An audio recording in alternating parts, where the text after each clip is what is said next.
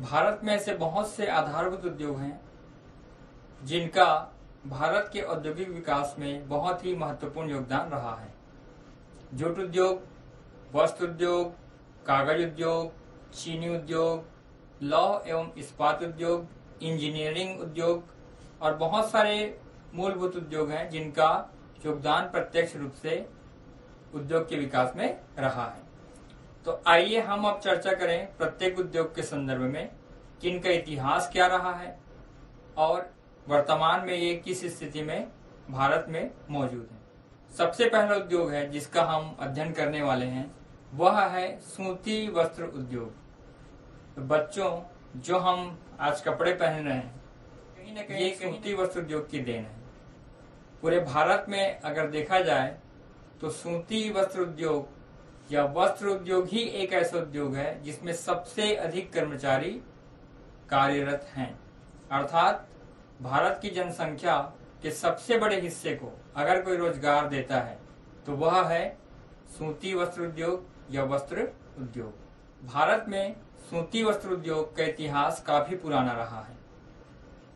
अंग्रेजी हुकूमत के द्वारा सन 1818 में अर्थात 18वीं सदी में प्रथम आधुनिक कारखाना फोर्ट ग्लास्टर, कोलकाता अर्थात पश्चिम बंगाल राज्य में स्थापित करने का प्रयास किया गया था। किंतु भारत में उस समय कच्चे माल उस अनुपात में नहीं होते थे, कर्मचारी कुशल नहीं थे और अन्य तकनीकी कारणों से यह उद्योग सफल नहीं हो पाया और अंततः इसे बंद कर देना पड़ा। बाद में भारतीयों के द्वारा, जिसमें एक नाम आता है श्री कवासजी डाबर, इन्होंने अपने स्वयं की पूंजी से भारत में एक आधुनिक वस्त्र उद्योग प्रारंभ करने का निश्चय किया और सन 1854 में महाराष्ट्र के मुंबई नामक स्थान पर इन्होंने भारत में भारतीयों के द्वारा लगाई गई पूंजी से सबसे प्रथम सूती वस्त्र उद्योग प्रारंभ किया। 19वीं सदी में भारत में सूती वस्त्र उद्योगों का विकास सैन्य सैन्य हुआ। किंतु जब हम प्रथम विश्व युद्ध की बात करें जो सन 1914 में प्रारंभ हुआ था, यह वह समय था जब पूरा विश्व उस युद्ध की चपेट में आ चुका था। उस समय भारत इस युद्ध में शामिल तो हुआ लेकिन प्रत्यक्ष रूप से इसका प्रभाव भारत में नहीं पड़ा। तो जब शेष विश्व में सूती वस्त्र उद्योग का प्रभाव नकारात्मक रूप से पड़ा, उस समय भारत को एक मौका मिला कि वह ऐसे समय में अपने सूती वस्त्र उद्योग में विकास करे और ये वही समय था जब अन्य देशों की तुलना में भारत ने सूती वस्त्र उद्योग में बहुत क्रांतिकारी विकास किया। बिजली के प्रयोग और कच्चे माल की सुगमता से सूती वस्त्र उद्योगों का आधार और मजबूत हुआ और 18वीं सदी से 19वीं सदी तक आते आते भारत में सूती वस्त्र उद्योग काफी महत्वपूर्ण रूप से परिवर्तित होना प्रारंभ हो चुका था। 1929 में जब विश्वव्यापी मंदी आई, जब संपूर्ण विश्व मंदी की चपेट में था, तो जिस प्रकार भारत ने प्रथम विश्व युद्ध में भी उस समय का फायदा उठाया, वही स्थिति विश्वव्यापी मंदी के समय भी भारत के लिए अनुकूल रहा। अर्थात प्रथम विश्व युद्ध के समय जो उन्होंने विकास किया था वैसा ही विकास 1929 के विश्वव्यापी मंदी के समय भी उन्होंने किया, जिससे स्पष्ट होता है कि भारत लगातार विषम परिस्थितियों के बाद भी सूती वस्त्र उद्योग को आगे बढ़ाने में सफल हुआ। अविभाजित भारत अर्थात भारत और पाकिस्तान का संयुक्त क्षेत्र उस समय कपास के उत्पादन में अग्रणी था। भारत के आजादी के बाद जब भारत से पाकिस्तान अलग हुआ तो करीबन 60% भाग पाकिस्तान में चला गया और शेष 40% भाग भारत में रह गया। भारत और पाकिस्तान के पृथक होने से चूंकि अधिकांश कपास उत्पादक क्षेत्र पाकिस्तान की ओर चला गया, इसलिए भारत में कपास की पूर्ति पूर्व की तुलना में कम हुई और भारत में सूती वस्त्र उद्योग भी कुछ हद तक पूर्व के विकास की तुलना में वो और पीछे चला गया। भारत सरकार के लगातार सकारात्मक कदम उठाए जाने, पंचवर्षीय योजनाओं के निर्माण में उद्योगों को महत्व देने और तकनीकों के लगातार प्रयोग से भारत में सूती वस्त्र उद्योग एक महत्वपूर्ण पायदान में पहुंच चुका था। वर्तमान में जापान एक ऐसा देश है जो सूती वस्त्र उद्योग के रूप में बहुत सफल माना जाता है।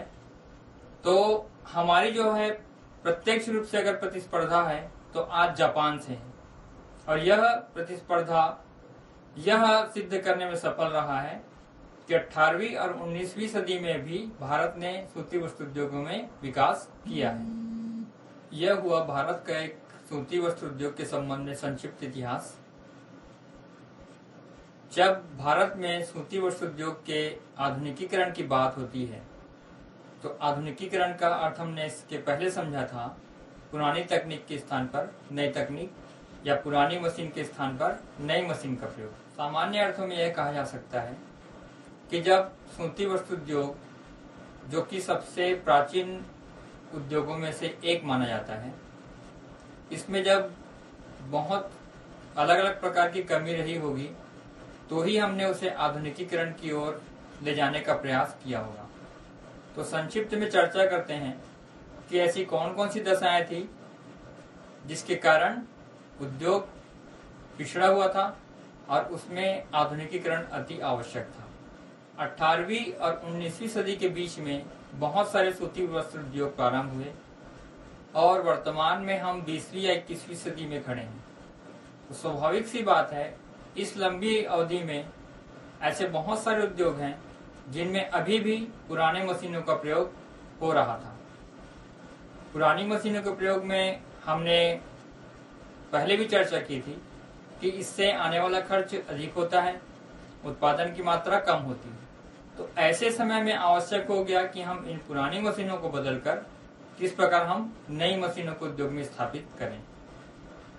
दूसरा महत्वपूर्ण आधुनिकीकरण के पीछे यह है कि हमने जो परंपरागत उत्पादन विधियों को अपनाई थी, अब आवश्यक हो गया था कि हम उन परंपरागत उत्पादन विधियों के स्थान पर नई और आधुनिक विधियों का प्रयोग करें। इसी प्रकार जब हम विदेशी प्रतिस्पर्धा करते हैं और उनकी तकनीक से हमारी तकनीक जब पीछे हो जाती है तो ऐसे समय में आवश्यक हो जाता है कि वर्तमान प्रतिस्पर्धा में जो देश एक अलग प्रकार की तकनीक या हम कहें एडवांस तकनीक का उपयोग कर रहे हैं, क्यों ना भारत भी ऐसे तकनीक का उपयोग करे। तो इसलिए भी भारत में आधुनिकीकरण बहुत आवश्यक हो गया था। इसके अलावा जब पूर्व के जो उद्योग थे, स्वाभाविक है कि सबसे अधिक उद्योग और सबसे अधिक लाभ कमाने वाले उद्योग भी सूती वस्त्र उद्योग थे। तो जब इन उद्योगों में प्रबंधकीय नियंत्रण की बात आती थी तो उस समय ऐसे उद्योगों का जो प्रबंधकीय नियंत्रण जैसा होना चाहिए उस रूप में ये नियंत्रण स्थापित नहीं हुआ, जिसका प्रभाव यह पड़ा कि सूती वस्त्र उद्योगों का विकास जिस ढंग से होना था वह नहीं हो पाया।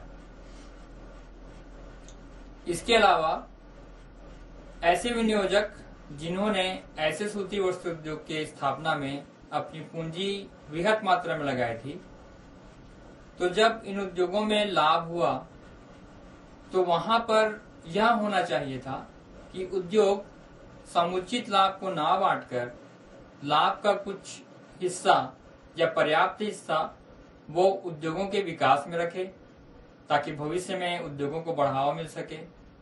ऐसा करने के स्थान पर उद्योगों ने लाभ को रखने के बजाय उस लाभ को विनियोजकों को अधिक मात्रा में बांट दिया। इसका प्रभाव यह पड़ा कि उद्योगों में पूंजी की कमी होती गई और आज ऐसे सूती वस्त्र उद्योगों की स्थिति दयनीय हो चली है। तो अधिक लाभ बांटने की प्रवृत्ति भी उद्योगों के पिछड़ेपन का एक प्रमुख कारण है। दोषपूर्ण मशीनें, अप्रचलित मशीन और श्रमिकों को प्रशिक्षित न करना, यह सब भी बहुत से महत्वपूर्ण कारक हैं जिनसे उद्योगों का विकास उस गति से नहीं हो पाया। तो हमने देखा पुरानी मशीनों का प्रयोग, परंपरागत प्राचीन विधियों का प्रयोग, अधिक लाभ बांटने की प्रवृत्ति, तकनीकों में पिछड़ापन, मजदूरों का प्रशिक्षित न होना और पूंजी का अभाव, ये बहुत सारे ऐसे कारण थे जिनके कारण सूती वस्त्र उद्योगों का आधुनिकीकरण आवश्यक हो गया। बच्चों, अभी तक हमने सूती वस्त्र उद्योग के इतिहास के संबंध में चर्चा की और यह भी जाना कि किस प्रकार सूती वस्त्र उद्योगों में जो समस्याएं हैं इनको दूर करने के लिए हमें सूती वस्त्र उद्योगों का आधुनिकीकरण करना क्यों आवश्यक है। इसके पश्चात आजादी के बाद जिस प्रकार सूती वस्त्र उद्योगों ने तरक्की की, उसके पीछे सरकार ने जो विवेकपूर्ण कदम उठाए हैं इनका उल्लेख करना अति आवश्यक है। तो आइए हम चर्चा करें और यह जानने का प्रयास करें कि सरकार ने ऐसे कौन कौन से कदम उठाए हैं जिनसे कि आज वर्तमान में सूती वस्त्र उद्योग एक सफल मुकाम में पहुंच चुका है। तो सबसे पहला प्रयास है कि भारत सरकार ने राष्ट्रीय औद्योगिक विकास निगम की स्थापना की, जिसे हम national industrial development corporation of India के नाम से जानते हैं। तो जब 1950 और 60 के बीच के दशक में जब सरकार को यह महसूस हुआ कि सूती वस्त्र उद्योगों का विकास करना आवश्यक है, तो उसने इस national industrial development corporation of India की स्थापना 20 अक्टूबर सन 1954 को सेंट्रल गवर्नमेंट अर्थात केंद्र सरकार ने की थी। इस निगम को बनाने के पीछे का उद्देश्य था जो निजी उद्योग हैं और जो सार्वजनिक उद्योग हैं अर्थात जो सरकार के अधीन उद्योग हैं, इनके मध्य एक संतुलन स्थापित करना, यह एनआईडीसी का मूल उद्देश्य था। इसके अलावा एनआईडीसी का मूल उद्देश्य था उद्योगों के विकास पर अपना ध्यान केंद्रित करना। इसी प्रकार भारत सरकार के द्वारा समय समय पर विभिन्न पंचवर्षीय योजनाओं में जो योजनाएं उद्योगों के लिए बनाई गई, इन योजनाओं को पूर्णतः लागू करना, यह भी पूर्ण रूप से एनआईडीसी का उत्तरदायित्व था। प्रारंभ में जब एनआईडीसी की स्थापना हुई, उस समय एनआईडीसी की अधिकृत पूंजी 1 करोड़ रुपए थी। एनआईडीसी न केवल सूती वस्त्र उद्योग बल्कि यह अन्य उद्योग जैसे कि जूट और शक्कर कारखानों के लिए भी निर्मित था। एनआईडीसी का एक महत्वपूर्ण कार्य था उद्योगों को स्थापित करने के लिए ऋण प्रदान करना। सन 1963 के आसपास इसने बीमार और नए लगने वाले उद्योगों के लिए लगभग 27 करोड़ रुपए का ऋण स्वीकृत किया था, जो यह बताता है कि एनआईडीसी न केवल उद्योगों के विकास के लिए, न केवल पब्लिक और प्राइवेट सेक्टर के बीच संतुलन स्थापित करने के लिए, बल्कि ऋण मुहैया कराने के लिए भी अपने कार्य में सफल हो पाया। तो यह था सरकार का सबसे पहला प्रयास, एनआईडीसी की स्थापना करना। इसके पश्चात सरकार का दूसरा महत्वपूर्ण योगदान था सूती वस्त्र मशीनों के उत्पादन पर जोर। यहाँ पर यह समझना आवश्यक है कि जब हम 1950 या 40 के दशक में थे, तो भारत में जितनी सूती वस्त्र उद्योग में स्थापित मशीनें थी, वो भारत द्वारा निर्मित नहीं की जाती थी। ऐसी मशीनों का हम आयात किसी अन्य देश से करते थे। इससे स्पष्ट था कि हम मशीनों के लिए किन्हीं अन्य देशों पर आश्रित थे। सरकार ने जो दूसरा उपाय किया वह था टेक्सटाइल्स के क्षेत्र में एक आधुनिकीकरण कोष की स्थापना करना। इस कोष को निर्मित करने के पीछे सामान्य उद्देश्य भविष्य में स्थापित होने वाले उद्योगों के लिए वित्तीय सहायता उपलब्ध कराना था। मुख्यतः जब ये टेक्सटाइल्स आधुनिकीकरण कोष की स्थापना हुई, उस समय कताई और बुनाई के क्षेत्र के बहुत सारे मिल ऐसे थे जिन्हें बुनियादी तौर पर वित्त की आवश्यकता थी। इसको ध्यान में रखते हुए अगस्त 1986 को टेक्सटाइल्स आधुनिकीकरण कोष की स्थापना की गई थी। जब यह कोष निर्मित हुआ तो इसी कोष के माध्यम से जो कताई और बुनाई करने वाले जो सूती वस्त्र उद्योग थे, इन्हें लगभग 615 करोड़ रुपए की आर्थिक सहायता प्रदान की गई थी।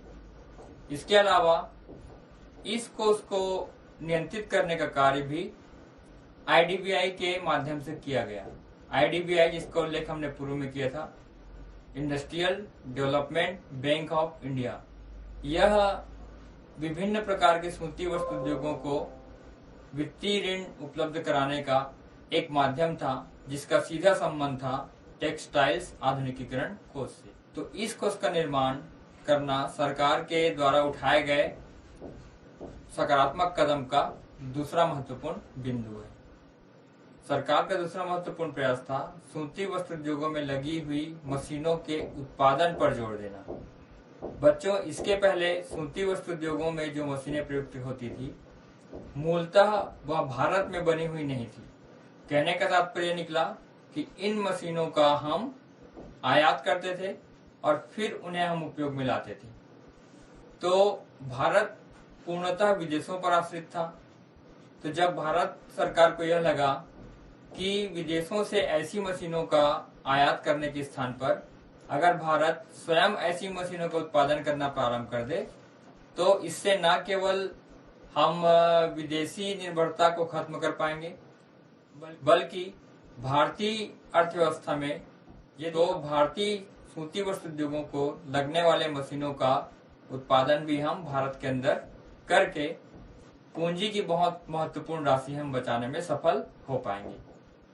सूती वस्त्र उद्योगों में लगी हुई मशीनों के परिणाम स्वरूप आज पूरे भारत में लगभग 650 के लगभग सूती वस्त्र उद्योग या इससे संबंधित वस्तुओं के निर्माता मौजूद हैं।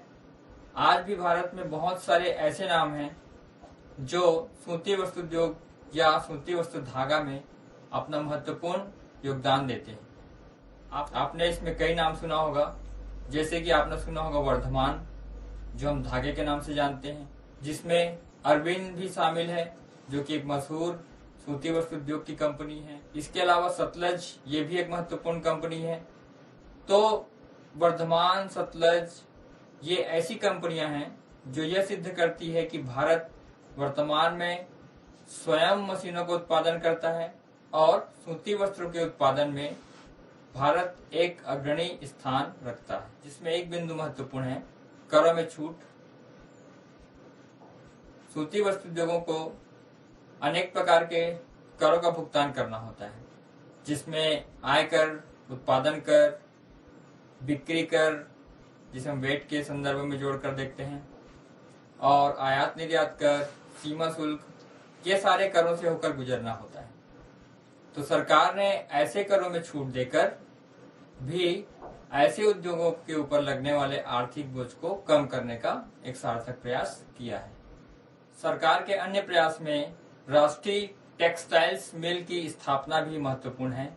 नेशनल राष्ट्रीय टेक्सटाइल्स निगम की स्थापना का मुख्य उद्देश्य था मार्केटिंग पर ध्यान देना, अर्थात सूती वस्त्र उद्योगों की किस प्रकार खपत की जाए या उसका वितरण माध्यम किस प्रकार हो, इसको सुनिश्चित करना राष्ट्रीय टेक्सटाइल्स निगम की स्थापना का मुख्य उद्देश्य था।